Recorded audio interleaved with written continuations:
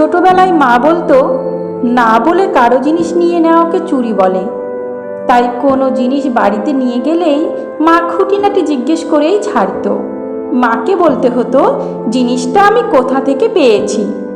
একবার একজনের বাগান থেকে কয়েকটা কাঁচা লঙ্কা তুলে নিয়ে এসেছিলাম। মা দেখতে পেয়ে বলেছিল, যার জমি থেকে তুলে এনেছিস এক্ষুনি তাকে দিয়ে আয়, না হলে তোর একদিন কি আমার একদিন। আমিও মায়ের ভয়ে সেগুলো দিয়ে আসতে বাধ্য হয়েছিলাম।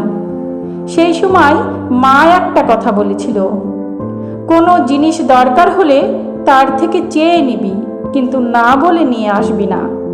তবে মাঝে মধ্যে কারো কারো বাগান থেকে লুকিয়ে আম, পেয়ারা, জামরুল পেড়ে খেতাম। বাগান থেকে চুরি করে খাওয়ার মজাটাই ছিল আলাদা। তবে সে কথা আর মাকে বলতাম না।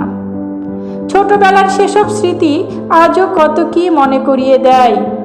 আমাদের বাড়ির পাশে একজন ঠাকুমা ছিল। ঠাকুমা বাড়িতে একাই থাকতো।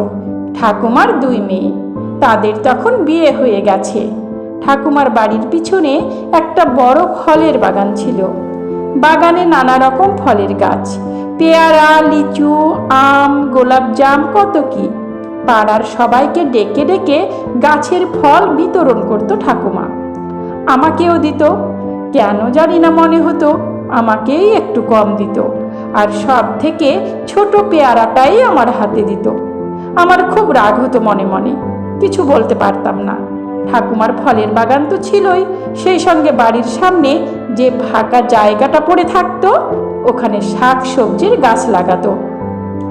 একদিন দেখলাম ঠাকুমা কুমড়ো গাছ লাগিয়েছে। কুমড়ো গাছের মাচায় 2টো কুমড়ো হয়ে আছে। কুমড়ো দুটো ঈষৎ হলুদ রং দেখে বুঝলাম কুমড়ো দুটোর আয়ু বেশি দিন নেই। দেখে মনে হচ্ছিল কুমড়োটা খেতেও বেশ মিষ্টি হবে। তো আমি ঠাকুমাকে বললাম, ঠাকুমা আমাকে একটা কুমড়ো দিও তো। 2টো কুমড়ো তো গাছে হয়েছে, একটা কিন্তু আমাকে দিতে হবে।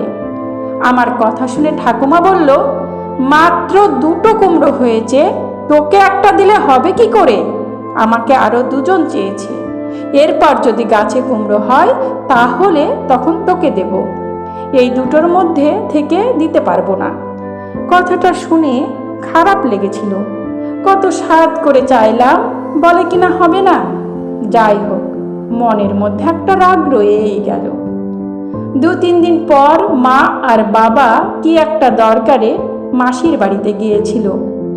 আমি আর আমার ভাই বাড়িতেই থাকলাম দাদু দিদার কাছে। দাদু আর দিদা তখন আমাদের বাড়িতেই থাকতো। তবে দাদু দিদা আমাদেরকে ভীষণ ভালোবাসতো। আমরা 2 ভাই দিদার কাছে থাকতেই বেশি ভালোবাসতাম। আমি 9-এ পড়ি আর ভাই তখন 7-এ। মাঝে মধ্যেই মা কোথাও গেলে আমরা মায়ের সাথে যেতে চাইতাম না। মা 2-1 দিন বাড়িতে না থাকলে খারাপ লাগতো না, নিজেকে খুব স্বাধীন স্বাধীন মনে হতো।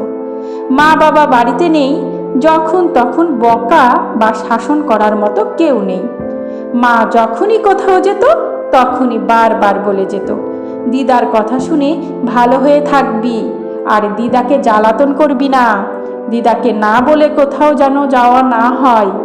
আমি এসে তোদের 2 ভাইয়ের নামে কোনো অভিযোগ যেন না শুনি। আমরা 2 ভাই ঘাড় নেড়ে সম্মতি দিয়ে মাকে বলতাম, তুমি নিশ্চিন্তে যাও, আমরা ভালোভাবেই থাকবো।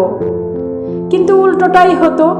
এতটাই জ্বালাতন করতাম যে দিদা অতিষ্ঠ হয়ে বলতো, পরের বার থেকে যেখানেই যাক তোর মা যেন তোদের সঙ্গে করে নিয়ে যায়। তোর বাবা মা আসুক, সব বলবো আমি। আমরাও ভয়ে ভয়ে থাকতাম, কিন্তু দিদা কোনো দিনই মাকে বলতো না আমাদের দুষ্টুমির কথা। মা ফিরে এসে জিজ্ঞেস করতো, কিছু উৎপাত করেছে নাকি? দিদা বলতো, না না, কিছু করেনি।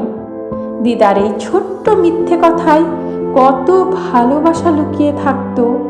যাই হোক, মা আর বাবা গেছে মাসির বাড়িতে, আর এই হচ্ছে সুযোগ। ঠাকুমার গাছের একটা কুমড়ো মাচা থেকে পেড়ে আনতেই হবে। সন্ধেবেলায় ভাইকে নিয়ে গেলাম। ওকে বললাম, তুই পাহারা দে, দেখিস কেউ না চলে আসে। আমি সেই সুযোগে কুমড়োটা চুরি করে নিয়ে চলে এলাম।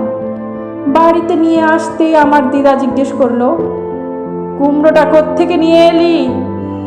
বললাম, ওই এক বন্ধু দিয়েছে, ওদের জমিতে চাষ করে, তুমি বরং আজ কুমড়োটা রান্না করে ফেলো।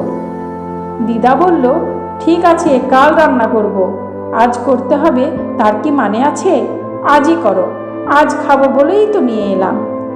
তাহলে আজ রাতে রুটি খেতে হবে, কিন্তু রাতে কুমড়োটা রান্না না করলে পরের দিন মা বাড়ি চলে আসবে, তারপর একটা মারও বাইরে পড়বে না।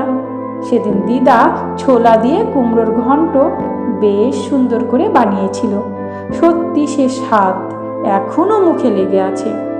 মনের সুখে কুমড়োটা সেদিন রাতেই উদরস্থ করে ছিলাম। পরের দিন সকালে ঘুম ভাঙল একটা চিৎকারে। পাশের বাড়ির ঠাকুমার কুমড়ো চুরি গেছে, আর তাতে ওই ঠাকুমা চিৎকার করছে, কানে আসছে, কোনো উলাউঠো নির্বংশে কুমড়োটা নিয়ে গেছে। হ্যাঁ, তোদের চোখে পড়তেই হলো, তোদের হজম হবে না, খেয়ে দেখিস, তারপর পেট খারাপ হয়ে মরবি। সকাল থেকে প্রায় 2 ঘন্টা এইরকম চলছে। আমি তো ভয়েই বাড়ি থেকে বেরোইনি। আমার দিদা আমাকে জিজ্ঞেস করছে, কুমড়োটা ওখান থেকে নিয়ে আসিসনি তো? যা গালমন্দ করছে। তোমার কি মাথা খারাপ নাকি? আমি ওসব করতে পারি বলে মনে হয়? ওই কুমড়ো খেলে পেট খারাপ হবে বলছে তো, আমাদের কি কারো পেট খারাপ হয়েছে? মনে মনে ঠাকুরকে ডাকছি যেন পেট খারাপ না হয়। যাই হোক, ঘরের মধ্যেই আছি, ভাবছি এই না এই ধরা পড়ে যায়। কিছুক্ষণ পর ওই ঠাকুমা দেখি আমাদের বাড়ির সামনে এসে আমার নাম ধরে ডাকছে। আমি তো ভয়েই হয়ে গেছি, ভাবছি জেনে গেল কি করে। তো ভয়ে ভয়ে বাইরে বেরিয়ে ভালো মানুষ সেজে বলি, ঠাকুমা ডাকছো কেন? একবারটি আমার বাড়িতে আয়। নিশ্চয় চুরির ব্যাপারটা কেউ দেখে ওই ঠাকুমাকে বলে দিয়েছে। ভয়টা ঠাকুমাকে নিয়ে নয়, আমার মাকে নিয়ে। মা আজ ফিরেই যখন শুনবে তখন আর আস্ত রাখবে কিনা সন্দেহ। আমি বললাম, এখনই যেতে হবে, পরে গেলে হবে না? না, এখনই আয়, আজই ল্যাটা চুকিয়ে দেব। যা ভেবেছিলাম তাই হলো। কেন যে চুরি করতে গেলাম? ভয়ে ভিতরটা ঠান্ডা হয়ে যাচ্ছে, পেটটা কামড়ে কামড়ে ধরছে। তারপর এক প্রকার ভয় নিয়ে ওই ঠাকুমার বাড়িতে যাই।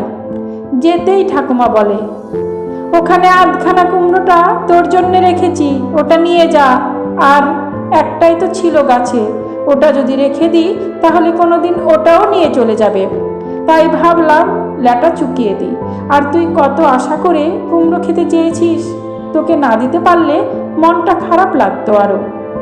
কথাটা শুনে আমি তো অবাক। ঠাকুমা আমাকে কত ভালোবাসে, আর আমি শেষ পর্যন্ত কিনা। নিজেকে কেমন যেন একটা লাগছিল। চোরের সাজা ঠাকুমা এভাবে দিল। হয়তো শাস্তি পেলে মুক্ত হতে পারতাম। মনে মনে ভাবলাম, সত্যিটা জানানো কখনোই ঠিক হবে না, কিছু সত্যি অজানাই থাকুক। তবুও অনিচ্ছা প্রকাশ করেই যেন বললাম, আরে তাতে কি, আমি তো এমনিই বলেছিলাম, আবার আমার জন্য কেন? ও তুমি রেখে দাও। আরে নিয়ে যা, মাকে বলিস ঠাকুমা দিয়েছে, ছোলা দিয়ে ভালো করে বানাতে। তারপর থেকে কত বছর কেটে গেছে, সেই ঠাকুমাও আজ বেঁচে নেই, কিন্তু সেই মিষ্টি কুমড়োটা শুধু মুখে লেগে নেই, মনে লেগে আছে আজও। গল্প চোরের সাজা, কলমে সরজিৎ ঘোষ, কণ্ঠে আমি রোজি।